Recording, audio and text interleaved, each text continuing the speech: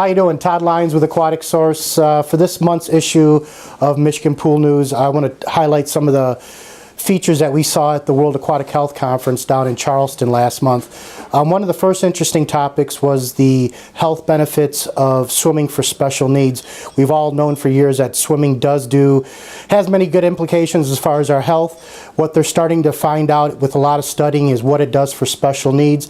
An interesting note, the keynote speaker went into great detail about a young child that when he's not in the water basically is curled up in a ball all day. As soon as they get him in the water, he's playful, he lights up, and all the cognitive development that's going on is, remarkable, and it turns out it was his son.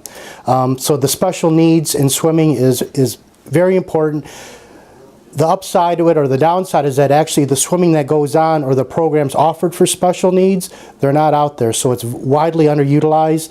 And for those facilities that do have pools and have special needs patrons, they need to try to get on the same page so they can get them involved, because again, the health benefits is significant. The second one of the interesting things out of the health conference was about biofilm studies. The CDC spent 10 years studying biofilms, and depending on what your department was, but basically one researcher will take one biofilm and study it throughout his whole career, or his or her career. So they'll take a biofilm and how it reacts or acts and grows in plumbing, for instance.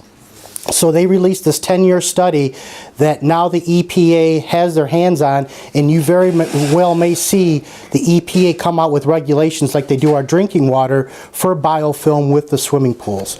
And then finally, probably one of the most interesting ones for me was Dr. Gilchrist on drownings. Spent her whole life in studying and preventing drowning, not only here in the States, but across the world.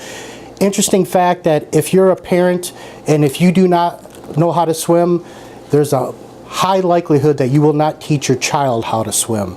So while that may seem kind of counterproductive or what have you, for those folks out there who can't swim, teach your kids how to swim. It'll go a long ways. Todd with Michigan Pool News.